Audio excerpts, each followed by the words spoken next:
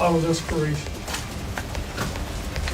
And I do believe that the brothers were subjected to a tremendous amount of dysfunction in the home and molestation. I came to a place where I believe that under the law, resentencing is appropriate, and I am going to recommend that to a court tomorrow. I've practiced law, and he has remained in prison all of this time. So when I think back on it, I say, oh my God, the time that they've spent in prison is overwhelming. Apparently, the Menendez brothers got a sliver of hope as the judge hinted at their potential release, leaving everyone in the courtroom reeling with disbelief. We thank the DA for what he did today. Some people think it's about time they got recognized for their messed up childhood. My dad was pounding on my door, telling me to open up the door in my bedroom. I remember holding the gun, sitting on my bed, waiting to see if he was going to break down the door. While others see it as a dangerous move. Is this finally the justice they've been waiting for, or just a slap in the face to their parents' families, whom they brutally murdered? Is it time to rethink how we view justice in cases like this? Let's find out. The Menendez brothers are back in the headlines, and not just for their infamous past. In a jaw-dropping twist that has everyone buzzing, a judge recently ruled that Eric and Lyle Menendez could be released from prison, breaking down in tears as the news sunk in. That's right, these once vilified siblings, convicted of murdering their wealthy parents in cold blood, could soon be stepping out into a world that has watched their every move for decades. But this story is filled with scandal, drama, and some seriously hot takes that will have you questioning everything you thought you knew. She had 10 wounds on her. She was getting blasted all over that room. On the night of August 20th, 1989, the Menendez brothers committed a shocking act of violence that would change the trajectory of their lives forever. After returning home from a movie, Eric and Lyle shot their parents multiple times in their Beverly Hills mansion. Jose Menendez was shot 6 times in the head and neck, while Kitty was shot 7 times. Initially, the brothers feigned shock and grief, claiming they had discovered the bodies. Sorry, my parents. Pardon me? Were they shot? Yes. They were shot? Yes. However, as investigators delved deeper into the case, inconsistencies began to surface. The police quickly grew suspicious of the brothers, particularly after noticing their unusual behavior in the aftermath of the killing. Instead of displaying typical signs of mourning, Eric and Lyle were seen shopping for expensive items, including a new car, just days after the murders. Their apparent lack of remorse and extravagant spending raised eyebrows and led detectives to scrutinize their backgrounds further. I was just firing as I went into the room. I just started firing. In what direction? In front of me.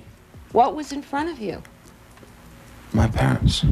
As the investigation unfolded, Eric and Lyle claimed they had endured years of physical and emotional abuse at the hands of their father, Jose Menendez. They alleged that their father was a violent tyrant who physically and sexually abused them, while their mother, Kitty, was complicit and often turned a blind eye. This narrative of childhood trauma became the cornerstone of their defense strategy in the ensuing trials. During the first trial in 1993, the defense sought to paint a picture of 2 tormented souls driven to commit a horrific act of violence as a means of escaping their oppressive home life. They brought in psychologists who testified about the long-term effects of childhood trauma and the phenomenon of battered child syndrome. The defense argued that the brothers acted in self-defense against their father, who had allegedly threatened them in the past.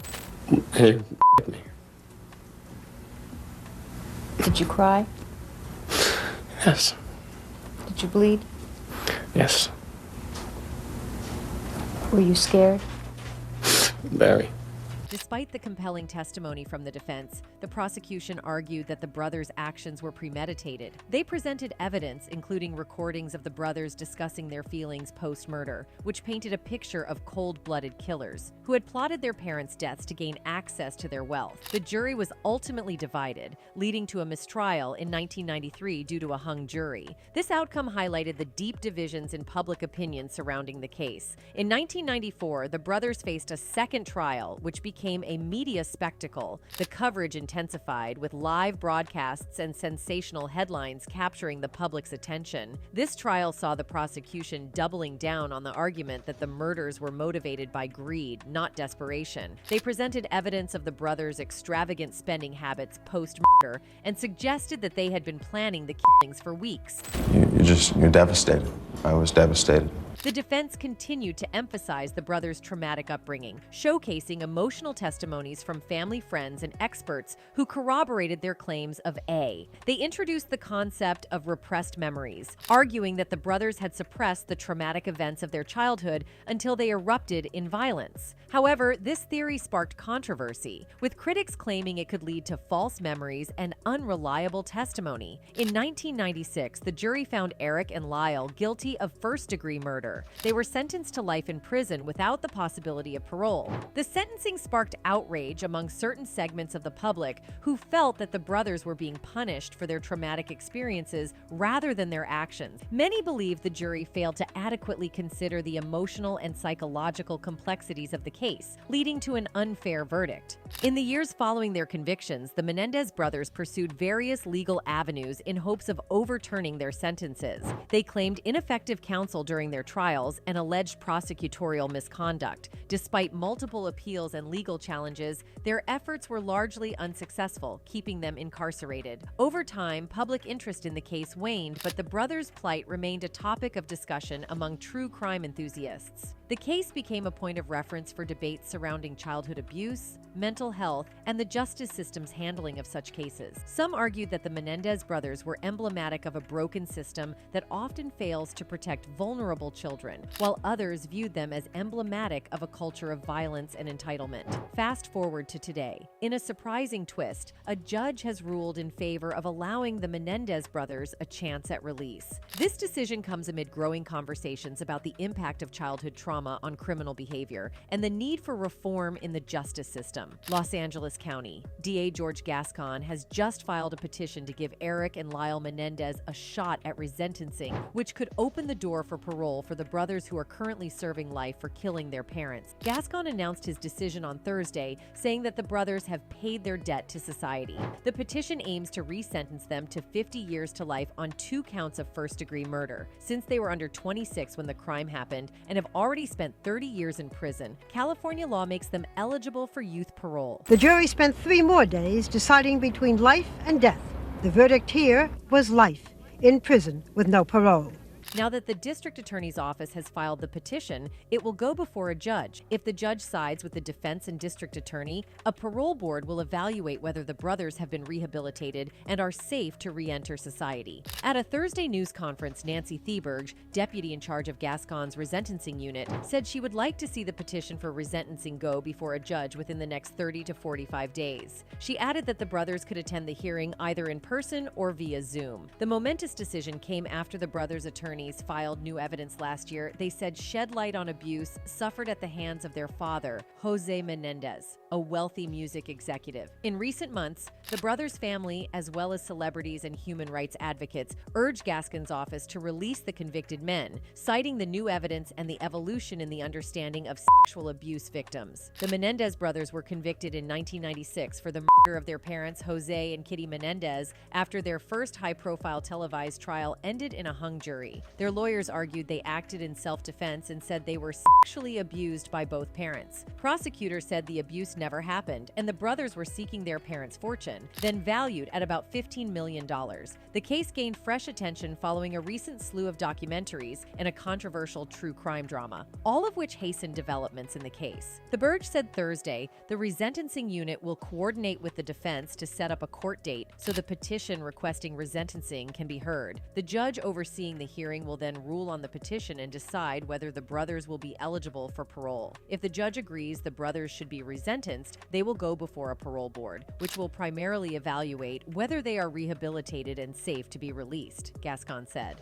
The district attorney said while he and some members of his office believe the brothers deserve to be resentenced, there may be other members of his office who will present arguments on why they should remain in prison for life. It's very possible that there will be members of this office that will be present in court opposing their resentencing, and they have a right to do so, he said, adding, "We encourage those that disagree with us to speak in the court." Gascon told reporters Thursday that he made his decision about an hour before the news conference in which he announced the bombshell development. He said his decision came after a careful review of the arguments on both sides, with some staff in his office arguing for their immediate release and others arguing they should stay in prison the rest of their lives. He said his staff disagrees on whether they believe the boys were molested. After evaluating the evidence, the district attorney attorney came to the belief that the brothers were subjected to a large amount of dysfunction in the home and molestation, he said, adding, "I believe under the law, resentencing is appropriate." Another factor in his decision was the brothers' behavior in prison. He said not only have they sought self-improvement,